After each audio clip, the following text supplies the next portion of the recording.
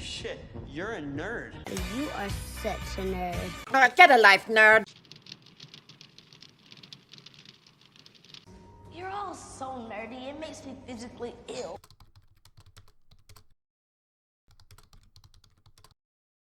Trading cards. They're vintage. He's very proud.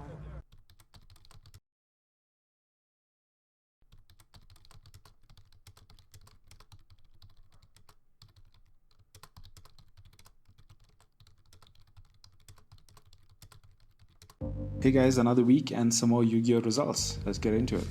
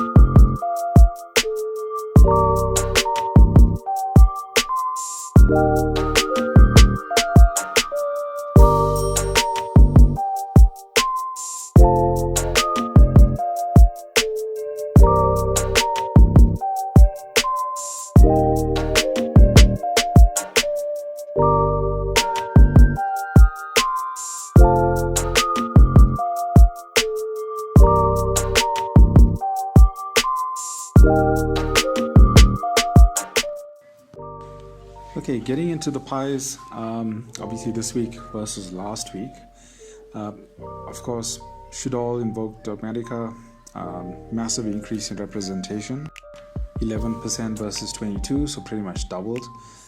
We also had quite a variety of decks this past week, so Other has increased from 14 to 35%.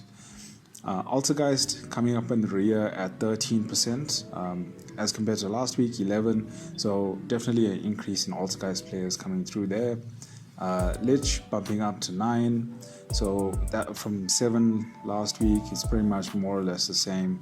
It might even be the same players that are playing it. But the highly surprising thing, continuing from last week, is that Dragon Link has no representation, or actually I think there's only one. So that has massively decreased overall, thinking that it's obviously, of course, the best deck of the format, but we're not seeing representation at all from it. The rest of the decks covering up the 4%, so pretty much like a deck or two at max. Tri-Brigade definitely staying up there. So yeah, a bunch of changes, but for the most part pretty much the same. I think the big one for me is that Dino has zero representation.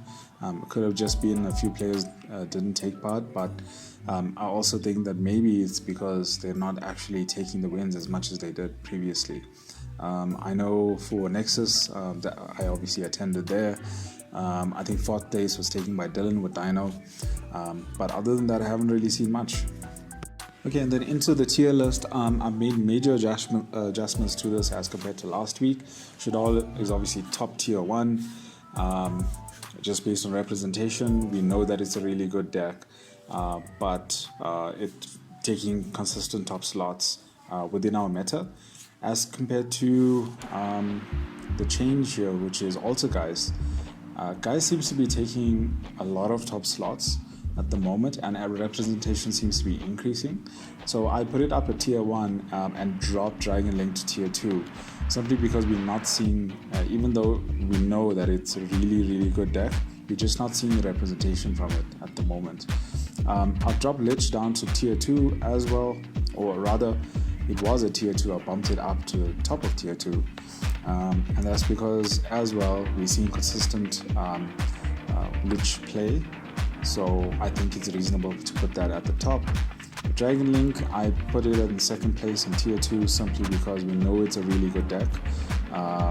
It's just a matter of seeing people playing it and taking some positions.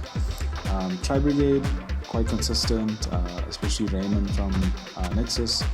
He's been taking those tournaments fairly regularly, so definitely up here. Dino, I dropped all the way down to tier 2. I still think it's really good in this format, but we're just not seeing as many Dino players at the moment. Tier 3, VW, we have Adams. Adams seems to be, Adams and Pranks, I guess. You can bunch these two together. They seem to be doing fairly well. We have BA, Invoked, Dragoon, and then I've actually bumped up Salads to tier 3. We've been seeing a bunch of Salad players actually taking wins, Kanan from AI especially. So Salad seems to be weirdly viable at the moment. Probably tier 3. I don't think really higher than that, but it has been taking some wins. So yeah. Okay, and then Rogue, we have Zoo, Guru, Striker, and Drytron. I pushed Drytron all the way to the bottom because we're literally seeing no one play Drytron at the moment, which is weird because yes, it took a major knock in terms of Ben 10, but I still think it might be higher than some of the decks that are in this tier list at the moment. But weirdly, no one's playing it. So that's our tier list and what the meta looks like within SA currently. Definitely like, subscribe, leave a comment. If you guys have any feedback, definitely give me those. Cool, see you then.